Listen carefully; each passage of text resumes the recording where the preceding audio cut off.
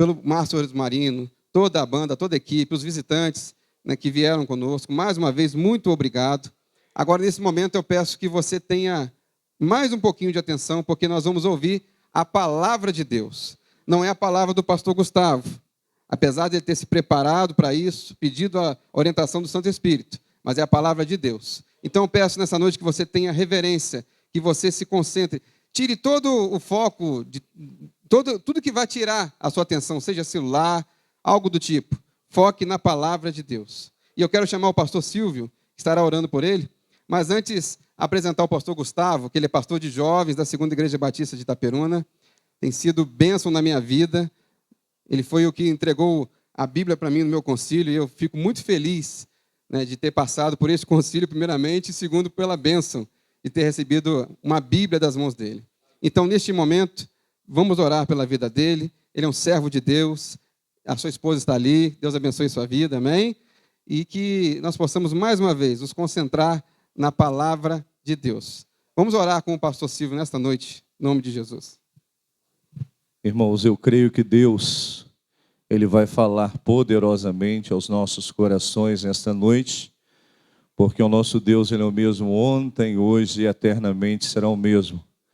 Ele é o Deus Todo-Poderoso e Ele fala, e Ele vai usar este vaso nesta noite. Vamos nos pôr de pé, curva a sua cabeça, feche seus olhos, vamos falar com o Senhor nosso Deus.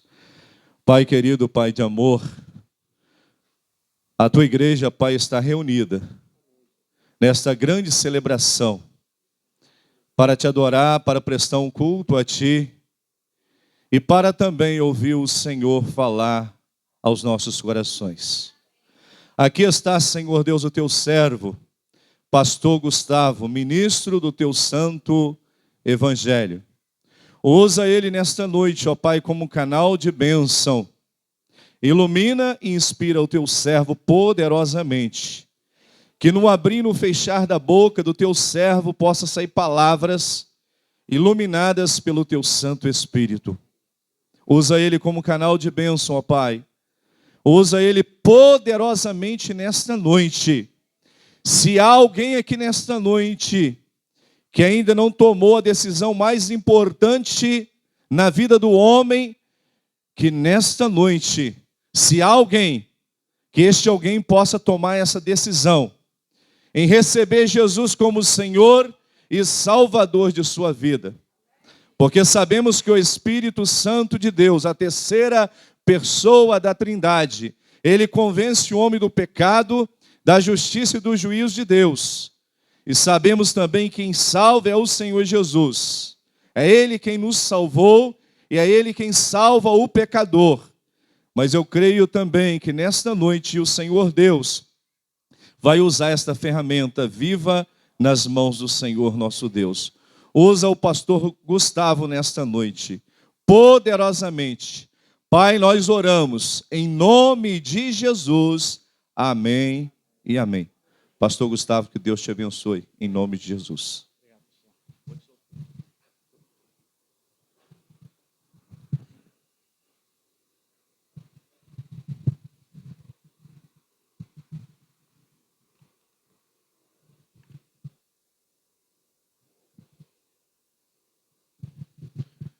Meus irmãos, que Deus nos abençoe, amém? Não é a primeira vez aqui esse ano, não. Eu estive aqui com os irmãos, participei da ceia. O André veio me convidar para dar uma palavra em janeiro, mas eu estava de férias. Eu trabalhei muito ano passado, eu estava esgotado em janeiro. Eu falei, André, não, eu vou lá assim, mas eu quero receber, vou te ouvir pregando a palavra. Eu estive aqui com os irmãos, eu estive aqui e participei da ceia, um momento muito bom. Louvo a Deus pela vida desta igreja e o que Deus está fazendo através desta igreja. Tenho acompanhado os irmãos e me alegro. E fico muito feliz por vocês. Porque como Deus tem sido bom com esta igreja. Pastor Silvio e pastor André, 2 homens de Deus que eu respeito, amo muito. E eu louvo a Deus pela vida deles. Obrigado por me confiar o púlpito nessa noite. E vamos avançando.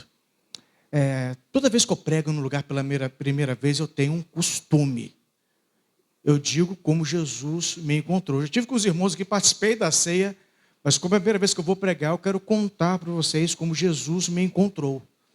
O ano era de 1986, eu tinha 14 anos. Se você começou a fazer o cálculo aí, vou antecipar, eu tenho 50 hoje.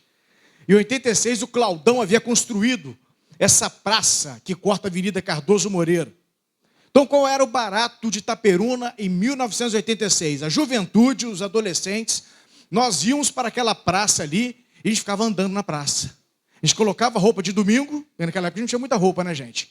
E a gente ficava andando na praça, né? Todo mundo andava, fazia aqueles circuitos.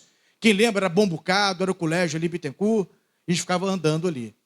Eu tinha um conhecido, um amigo chamado Emerson, vulgo Catita, filho do Emerson Teixeira, da Primeira Igreja Batista. Ele encontra comigo na rua, quando eu estava passeando, ele falou assim: Gustavo, é o seguinte, o meu pai é crente, e ele exige que eu esteja presente na igreja todo domingo à noite. Então vamos fazer o seguinte, você vai lá comigo para me fazer companhia, a gente fica na porta ali da igreja. Quem conhece a Primeira Igreja Batista tem aquele hall de entrada. A gente fica ali, nem em pé ali. Quando meu pai olhar para trás, procurando os filhos e me ver, a gente espera ele olhar para frente e a gente, volta para a rua. E eu e a Catita lá. Todo domingo eu estava lá com a Catita. Parava lá no hall da entrada lá, a gente ficava vigiando o Sebastião Teixeira, que sempre sentava à direita. Aí o Sebastião olhava para trás, viu o Catita lá atrás, quando ele voltava a prestar atenção no culto, a gente corria para a rua. E todo domingo eu fazia companhia ao Catita. Só que às vezes o Sebastião Teixeira esquecia dos filhos, ou demorava a olhar para trás. E num domingo que Sebastião Teixeira esqueceu de procurar o filho, ou demorou a olhar para o filho, eu ouvi o evangelho pregado pelo pastor Gessi Frutuoso e entreguei o controle da minha vida a Jesus. Meus irmãos, nós temos que convidar. Se possível, amarre seu parente, seu vizinho, seu colega e traga ele aqui. Porque aqui é pregada a palavra de Deus, ela não volta vazia. Não desista, insista, convide. Mas traga as pessoas aonde a palavra de Deus é pregada. Porque quando nós pregamos a palavra de Deus, há salvação. Amém? Confrontos. Tema da mensagem de hoje, confrontos.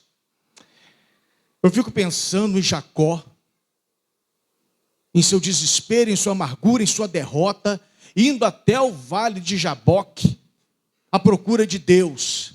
Eu imagino que aquele homem foi lá, como ele conhecia os relatos bíblicos de um Deus que ia conversar com Adão, que se sentava naquele gramado lá do jardim do Éden e viu o pôr do sol com Adão. Eu imagino que Jacó, com tanta bagagem, com tantas dores, com tanto passado, foi para aquele vale à procura de Deus, sabe, de receber um carinho de Deus, um apoio de Deus, que Deus olhasse para ele e falasse: Jacó, meu filho, como você errou nesta vida, quanta bobagem você fez, Jacó, meu filho, por que você fez tudo isso?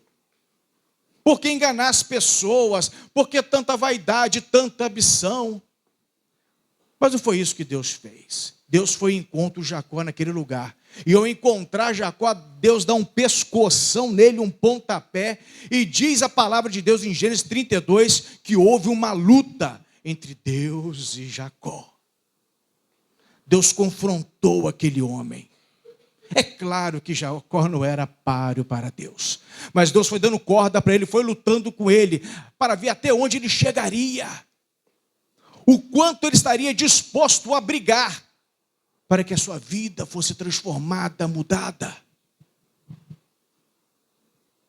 E Deus, ao amanhecer o dia, quando Deus se coloca em posição para partir, Jacó agarra em Deus e fala: olha, eu não te solto até me abençoar. Eu não vou desistir até o Senhor me abençoar. Aí Deus faz algo interessante. Deus provoca Jacó. Deus fala assim: qual é o seu nome? Qual é o seu nome? Diga. E aquele homem, imagina ele abaixando a cabeça e disse: olha, eu sou Jacó. Eu sou usurpador, enganador, aquele que troca pratos de lentilhas para ter vantagem. Eu sou um vacilão, Deus. Eu sou um pecador. E naquela hora, Deus olha para aquele homem e fala: agora você não vai ser mais Jacó. Você vai ser Israel, príncipe.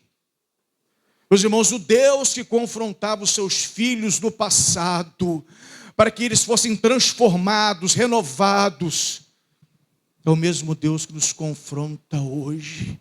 Porque Deus está mais interessado em nossa conversão, em nossa mudança de atitude, em nosso caráter, do que no nosso conforto. Por isso, nessa noite, eu peço a Deus que através da palavra dEle, todos vocês, nós sejamos confrontados, para que nós possamos viver tudo que Deus tem para nós, amém? Por isso eu quero convidar você a percorrer o verdadeiro caminho da adoração, abrir a tua Bíblia no Evangelho de Mateus capítulo 15, nós vamos fazer uma leitura do versículo 21 ao 28, mas peço a segunda coisa, que você não feche a sua Bíblia, isso mesmo, que você mantenha ela aberta,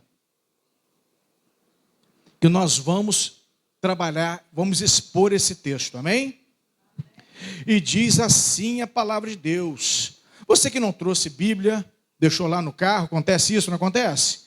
Será projetado versículo aqui, você pode me acompanhar na leitura, eu vou ler na NVI. E diz assim, Mateus 15, do 21 ao 28. Saindo daquele lugar, Jesus retirou-se para a região de Tiro e de Sidom.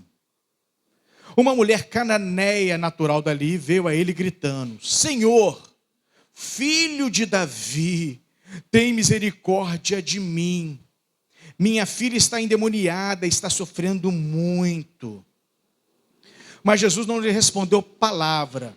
Então seus discípulos se aproximaram dele e pediram: manda embora, pois vem gritando atrás de nós. Ele respondeu: eu fui enviado apenas às ovelhas perdidas de Israel. A mulher veio, adorou de joelhos e disse: Senhor, ajuda-me. Ele respondeu: não é certo tirar o pão dos filhos e lançá-lo aos cachorrinhos. Disse ela: porém, sim, Senhor, mas até os cachorrinhos comem das migalhas que caem da mesa dos seus donos. Jesus respondeu: mulher, grande é a sua fé, seja conforme você deseja. E naquele mesmo instante, a sua filha foi curada. E meus irmãos, quando eu leio essa história, que eu gosto muito, ela me impressiona muito, eu tenho uma certeza em meu coração. Esta mulher, esta mãe, ela tem o maior problema de todos. Entenda que nós temos aqui, não é uma mulher com uma enfermidade de perder sangue durante toda a sua vida. Ela não é um homem com a mão atrofiada. Ela não é uma daqueles leprosos que chegaram até Jesus. Esta mulher, ela tem uma filha em casa, impossibilitada de viver tudo que Deus tem para ela. Quem é pai, quem é mãe aqui sabe o que eu estou dizendo. Ver um filho sofrendo de tal maneira aperta, acaba com o coração de um pai e de uma mãe. E esse texto, essa história, esse momento nos mostra exatamente isso. Uma mãe aos pés do Redentor, do Salvador.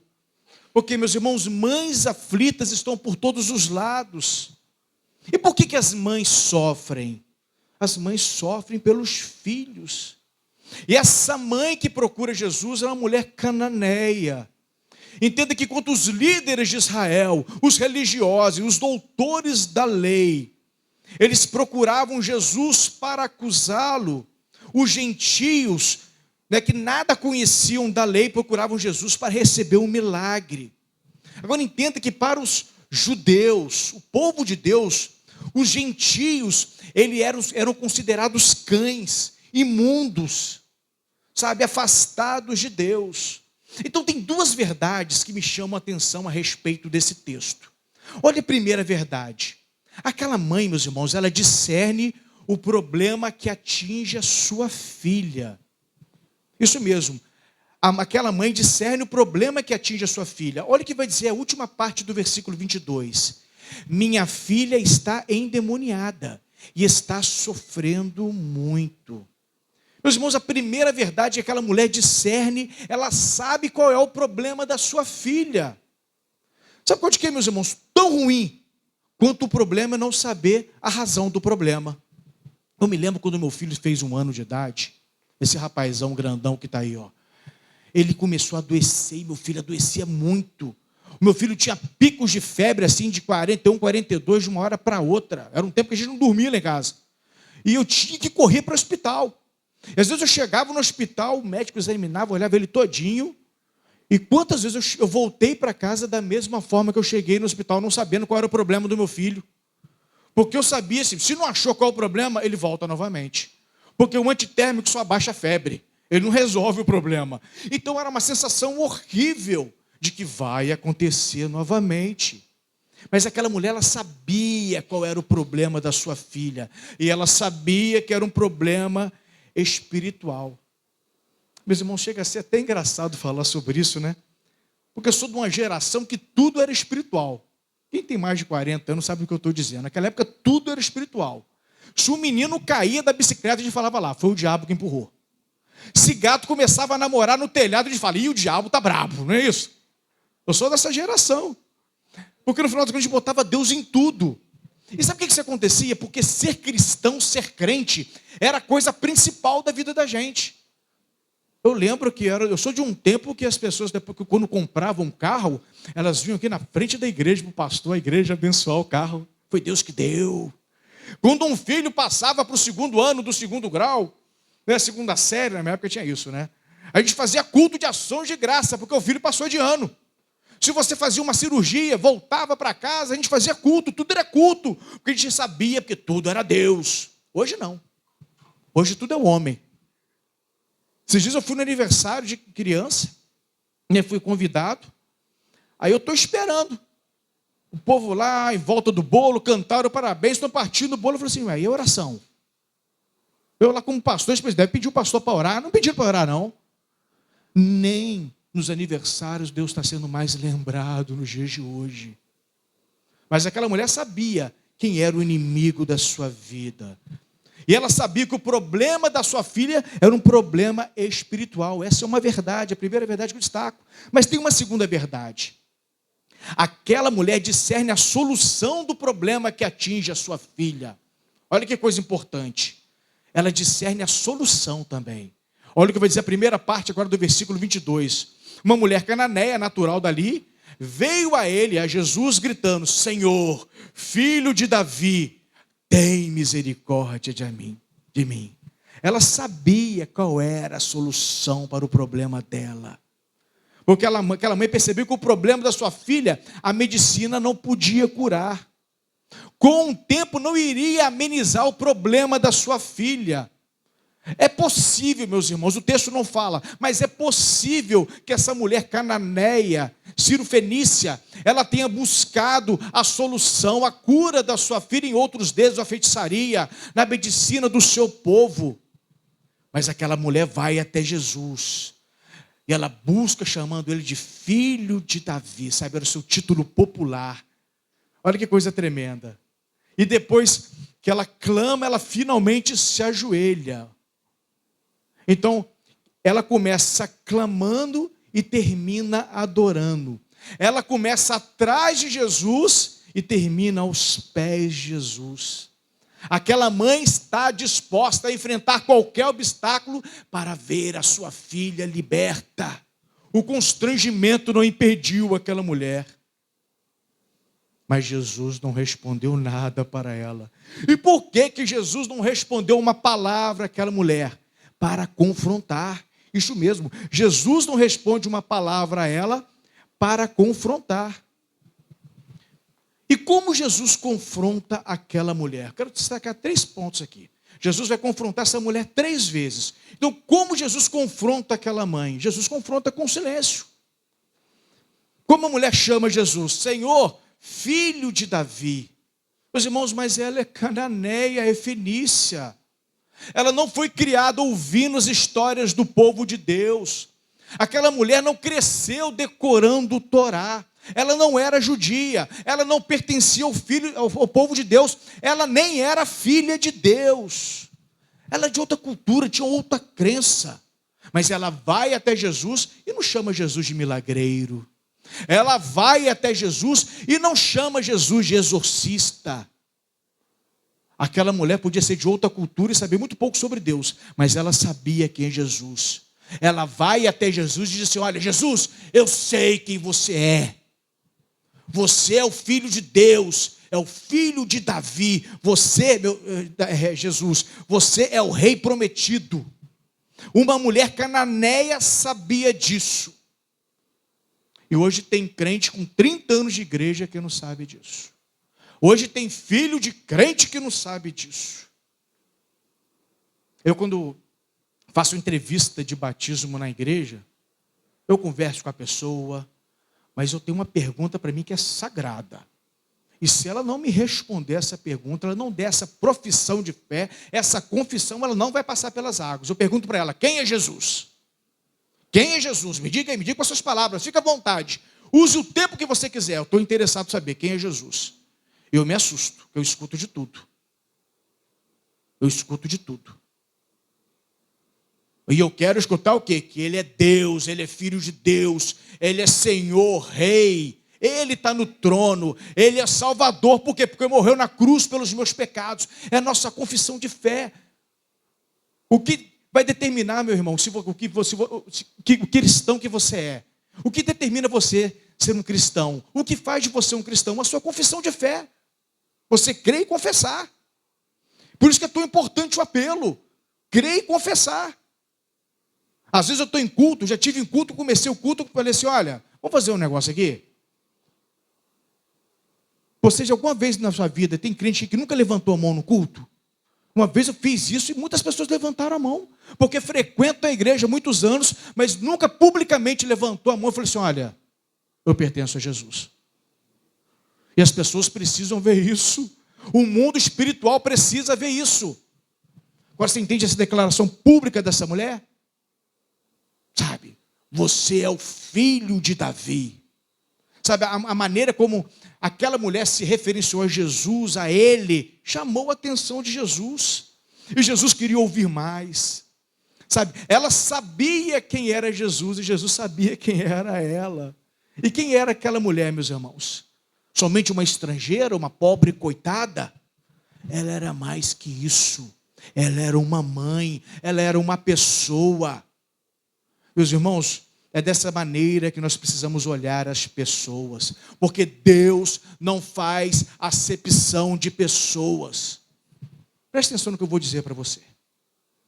Eu posso não concordar muitas das vezes com como as pessoas vivem. Eu não posso concordar na maneira que elas se portam.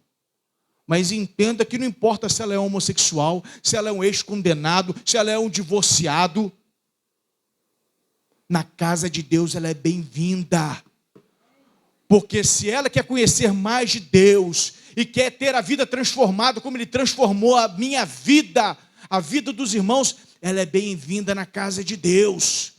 Porque é o único lugar que pode transformar a vida de um homem, de uma família, de uma cidade, de uma nação, é onde se prega o evangelho do nosso Senhor e Salvador Jesus Cristo. E o evangelho ainda tem transformado a vida de homossexuais e feito ele homens de família.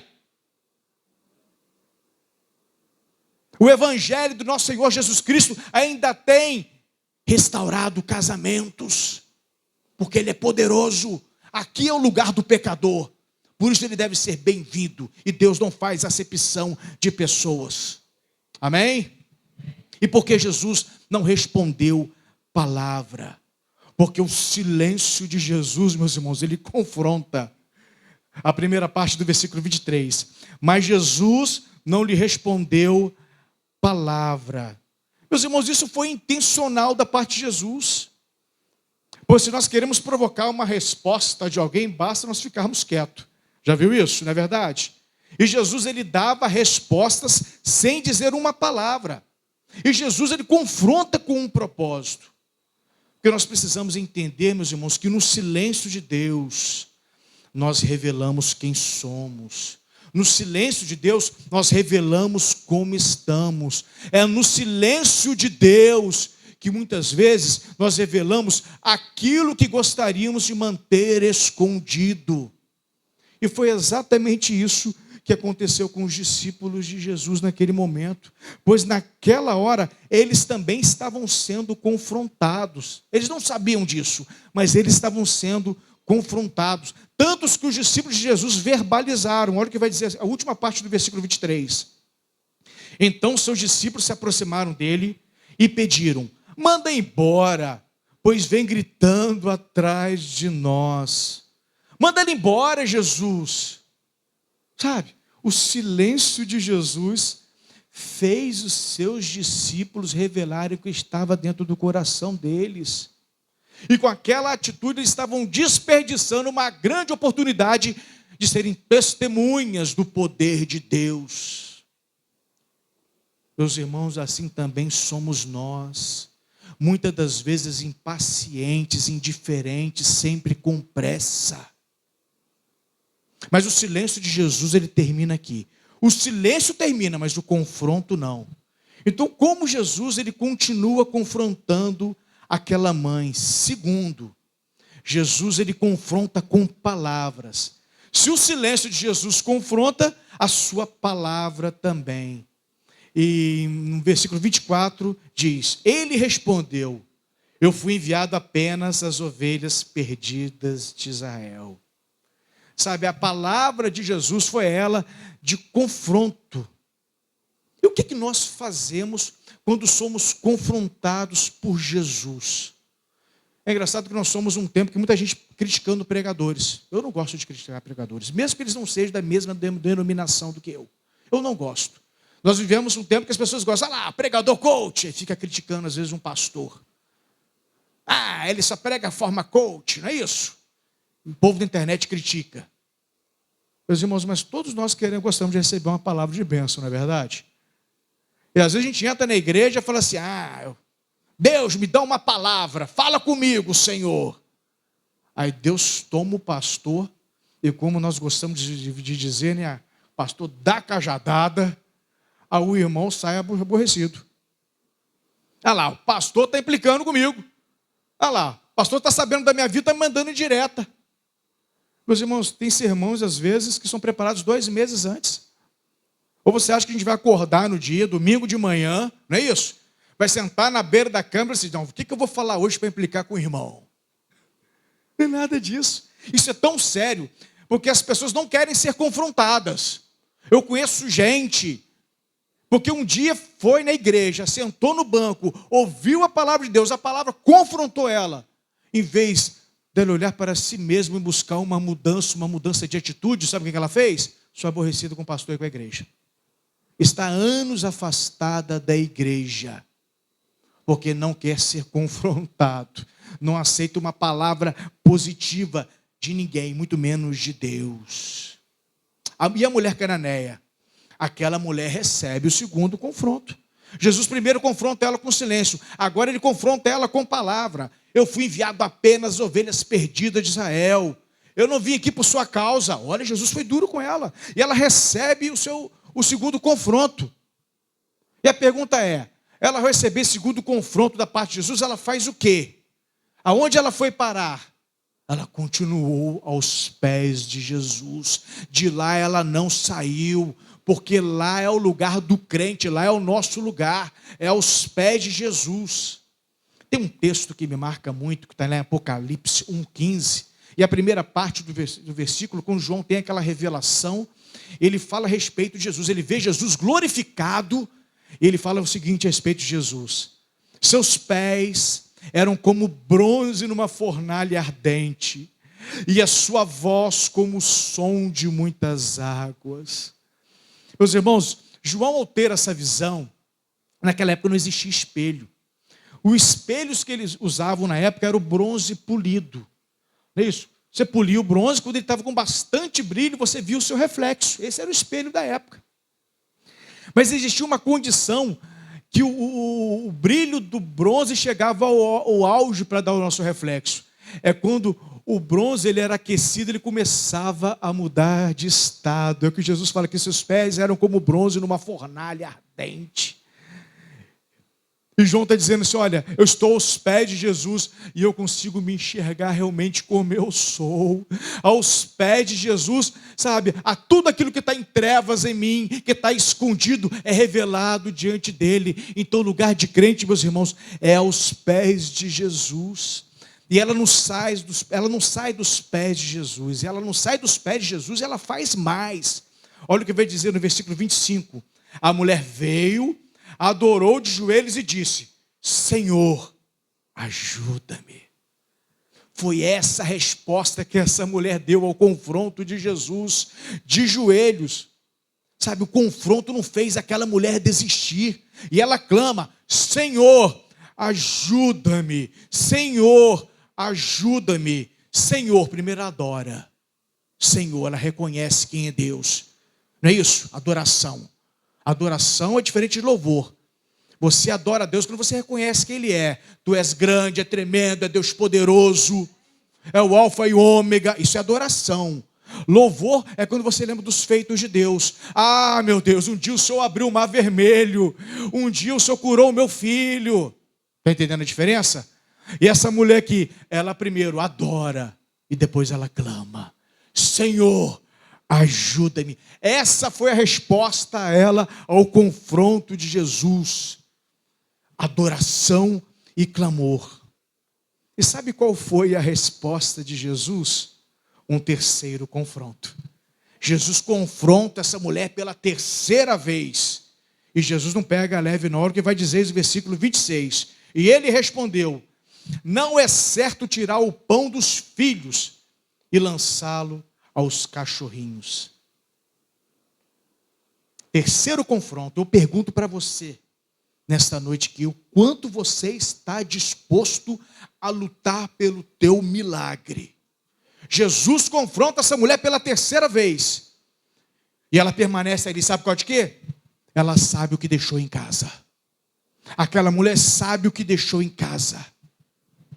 Quem sabe você está fazendo o mesmo aqui hoje. Você está aqui hoje, mas o seu problema ficou em casa. A sua dificuldade ficou no trabalho. O diagnóstico preocupante que você recebeu do médico ficou lá no consultório. E você veio aqui hoje, na casa de Deus, junto com a igreja de Cristo, lutar pela sua bênção. E você adora e clama ao Senhor, porque você sabe o que você deixou em casa. Meus irmãos, aquela mulher não estava disposta a abrir mão do seu milagre. E Jesus está confrontando ela pela terceira vez, mas ela não estava disposta a fugir, a desistir. E a pergunta é para você esta noite: você vai fugir do confronto de Deus? Ou vai se ajoelhar aos pés de Jesus e clamar a Deus pelo teu milagre, pela tua vitória, pela resposta que você precisa? Três confrontos, meus irmãos. E sabe o que ela respondeu? Olha o versículo 27. Disse ela, porém, sim, Senhor, mas até os cachorrinhos comem das migalhas que caem da mesa dos seus donos. Vamos pensar um pouquinho mais sobre esse momento, que eu nunca entendi ele direito, eu li muitas vezes, e esse momento eu nunca consegui entender direito porque Jesus tratou essa mulher desse jeito, a resposta dela. Mas Jesus havia dito para ela, não é certo tirar o pão dos filhos e lançá-lo aos cachorrinhos, versículo 26, não foi? Meus irmãos, mas é certo tirar o pão dos filhos e lançá-lo aos cachorrinhos? Claro que não. Você não faria diferente. Você não iria tirar a comida do seu filho e deixar ele sem comida. Você faria isso? Claro que não. Você não ia tirar a comida do seu filho e dar para um estranho. Você não iria tirar a comida do seu filho e iria dar para um animal. Você faria isso? Claro que não. Agora, Jesus aqui não está dizendo que as outras pessoas devem ficar sem alimento, mas que não deve ser tirado dos filhos. Jesus está dizendo somente isso aqui. Sabe, mas a palavra, a resposta de Jesus promoveu uma afirmação daquela mulher. E preste atenção no que essa mulher vai dizer. Ela disse assim, porém, sim, Senhor. Foi o que ela disse. Sim, Senhor. Mas entende que ela não usou aqui o Adonai, que a gente fala em hebraico. Ela não usou o Adonai em hebraico. Ela disse Kyrios no grego. E Kyrios no grego é Senhor, é o dono de tudo. Ela diz aqui, sim, Kyrios, sim, Senhor. Sim, Senhor, que é o dono da mesa. Sim, Senhor, que é o dono do filho. Sim, Senhor, que é o dono do pão. Sabe, o Senhor é o dono. E se o Senhor quiser, hoje eu sento à mesa. Porque o Senhor é o Senhor. O Senhor é o dono. Sabe, ela começa respondendo, sim, Senhor. Eu não mereço estar na sua mesa. Eu sou apenas um cachorrinho de estimação. O Senhor é o dono da mesa. Mas se o Senhor quiser, hoje eu como pão. Você entende a postura dessa mulher? Mas vamos lembrar mais de uma coisa. As mesas naquela época, meus irmãos, não são como as mesas de hoje, do mundo ocidente, contemporâneo. Hoje toda mesa 4 pés, pode ser redonda, mas nós colocamos as cadeiras em volta da mesa e comemos sentados. Naquela época, não. Naquela época, as pessoas sentavam no chão, era um costume. Agora, você imagina a cena. As pessoas sentadas em volta da mesa, né, no chão. E como que era distribuído isso? O pai ficava na mesa, não é isso? Ao lado a mãe, o filho, o irmão, um visitante ilustre. Você acha que um cachorrinho teria lugar à mesa? Claro que não. Mas ela diz assim, Jesus, o pão que cai da mesa. Você consegue imaginar essa cena? Para ela comer, ela não estava na mesa. Porque o cachorrinho fica onde? Fora da mesa. Não tem lugar para cachorrinho na mesa. Então o dono da mesa teria que fazer o quê? Ele teria que pegar pão e lançar para ela. Não é isso? O pão que cai da mesa. Meus irmãos, dá até uma sensação assim, poxa, mas cair da mão parece esmola, não é? Mas o que cai, esmola é o que cai da mão do homem. Que o que cai da mão de Deus é bênção, é provisão, é cura, é milagre e é libertação. E aquela mulher está dizendo assim, Deus, o que cai da sua mão me interessa. Eu quero experimentar do teu milagre, do teu poder. As suas migalhas, Deus, me interessam. Aquela mulher sabia o que tinha deixado em casa. Porque migalhas vêm dos homens, mas de Deus vem a provisão. Agora Jesus não mais confronta. Jesus agora não confronta mais. Depois da resposta que essa mulher dá para ele, Jesus não confronta mais. Jesus deixa cair o pão. Jesus agora deixa cair o pão e ele deixa cair com força. Jesus abençoa aquela mulher com força agora. E sabe o que ele vai dizer para ela? Olha o que vai dizer a primeira parte do versículo 28. Jesus respondeu, mulher, grande é a sua fé, seja conforme você deseja. Opa! Mulher, grande é a sua fé. Ela creu, meus irmãos, e tomou uma atitude.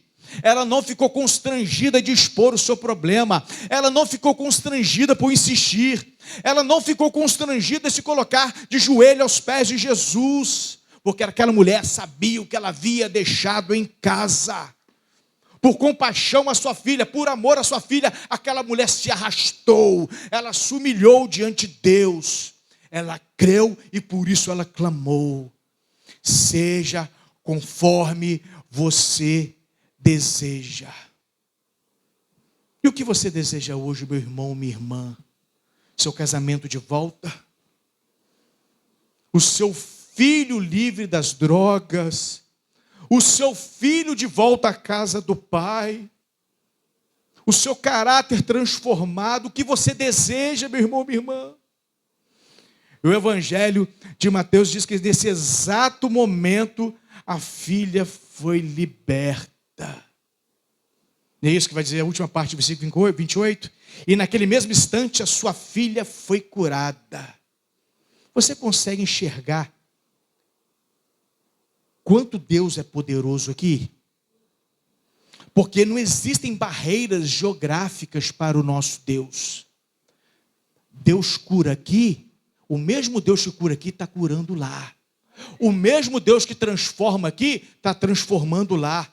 O mesmo Deus que liberta aqui está libertando lá. É o nosso Deus. E essa história também ela é narrada por Marcos. E ele diz algo mais, né? Ele diz que essa mulher ela foi em casa, Marcos 7,30, ela foi para casa e encontrou sua filha deitada na cama. E o demônio já tinha deixado. Eu leio isso, eu tenho muita imaginação, meus irmãos. Porque eu fico imaginando o mundo espiritual. Eu fico imaginando toda aquela cena ali, aquelas pessoas em volta de Jesus, aquela mulher se ajoelhando, todo mundo olhando para ela, e Jesus olhando para ela e disse: olha, seja conforme você deseja. Agora imagine isso no mundo espiritual. Você sabe que os anjos e os demônios são seres assim, muito mais poderosos do que nós, são velozes. Eles não possuem algumas limitações que nós possuímos. Agora eu fico imaginando os demônios ouvindo Jesus olhar para aquela mãe e falar assim: olha, seja conforme você deseja. Eu fico imaginando que um diabinho deve ter corrido com toda a pressa do mundo, ido lá na casa daquela mulher, ido até aquela menina que estava endemoniada e dito para o demônio: sai daí, que tem uma mãe chegando. E Jesus disse para ela: seja conforme a sua vontade. Agindo Deus, meus irmãos, quem impedirá? E Marcos 7 diz que aquela mulher foi ao encontro da sua filha e encontrou ela deitada na cama. E quando eu fiquei lendo isso, eu honestamente fiquei pensando: poxa, mas terminou tão sem graça essa história. Porque se eu fosse escrever essa história, honestamente, eu teria feito um final mais impactante. Eu teria dito assim: e a mãe chegando em casa, quando viu a filha, as duas correram e se abraçaram e caíram no chão, chorando as duas, louvando a Deus. Eu teria feito algo assim bem, né? Bem novela mexicana. Mas o texto diz: olha, ela chegou em casa e viu a filha deitada. E o que tem de mais nisso, meus irmãos? É porque normalmente quando os milagres acontece, né, surgem os gritos de aleluia. Mas aquela mulher chega em casa e vê apenas a filha deitada na cama. E sabe o que o Espírito Santo de Deus começou a ministrar no meu coração? Aquela filha estar deitada numa cama não era uma coisa normal. Quem sofre de insônia sabe do que eu estou dizendo.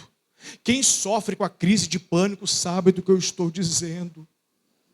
Quem está lutando aí com problema financeiro e às vezes bate na cama para dormir à noite e não consegue dormir, preocupado com as contas de segunda-feira, sabe do que eu estou dizendo.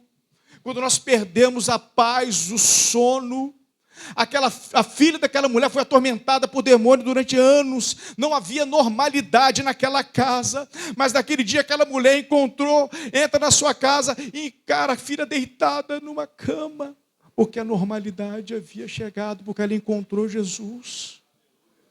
Quem sabe hoje você precisa de um milagre para que a normalidade volte na sua vida, na sua casa. Porque ter filho desviado não é normal não, meus irmãos. Ter casamento arruinado não é normal não. Estar atolado em dívidas não é normal não. Quem sabe você hoje precisa receber uma voz de Jesus, uma bênção dele para que a normalidade seja restaurada em sua vida. Eu quero encerrar. Nós poderíamos encerrar cantando uma canção?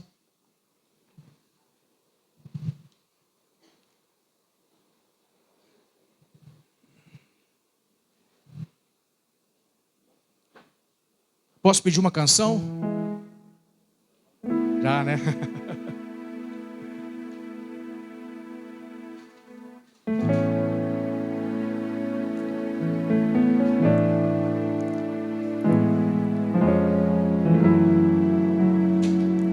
Eu vou deixar você cantar, mas deixa eu dizer algo para a igreja antes. Aquela mulher, ela não desistiu. Ela foi até os pés de Jesus. Creu, adorou, clamou. E ela foi abençoada. Ela recebeu a bênção de Deus na sua vida. E a sua filha foi liberta. Mas o que não sabia aquela mulher, meus irmãos, presta atenção nisso, que Jesus iria fazer mais por ela ainda. Porque quando aquela mulher encontra Jesus, Jesus estava cumprindo o seu ministério na terra. E Jesus sabia onde ele iria chegar. E Jesus estava indo para a cruz. O que aquela mulher não sabia ainda, que Jesus fez algo maravilhoso por ela, mas Jesus faria mais. porque um dia Jesus Cristo derramaria o seu sangue na cruz, e aquela mulher que era considerada uma cadelinha, uma gentia, alguém que não era do povo de Deus, pelo que Jesus Cristo fez na cruz do Calvário, ela se tornaria filha de Deus. Porque o Evangelho de João diz que todos aqueles que o receberam, foi-lhes dado o poder de se tornarem filhos de Deus. Esse é o maior milagre na minha vida e na sua vida. Talvez você chegou aqui hoje atribulado, chateado. Você olha para sua casa, você sabe o que você deixou na sua casa, e você fala: Deus, quando é que a minha vida vai mudar? Quando é que eu vou receber a minha bênção? Porque eu continuo nessa luta, nessa dificuldade. Mas o Espírito Santo de Deus está dizendo para você que a maior coisa que alguém poderia ter feito por você, Jesus já fez na cruz do Calvário. E hoje você é um filho de Deus. E filho de Deus, ele tem liberdade de bater na casa do Pai, não importa a hora. E você, como filho de Deus, você pode ir até Deus e pedir a Ele o seu milagre. Aquilo que o homem não pode fazer por você, aquilo que o dinheiro não alcança, aquilo que a medicina não resolve. Nós somos filhos do Deus do impossível. Então esse é meu desafio para você. Cante esta canção, e quando você estiver adorando a Deus, diga para Ele: Deus, eu preciso de um milagre, eu preciso do Senhor. O Senhor é o Deus do impossível. E creia, adore e creia que Deus está ouvindo você. Amém?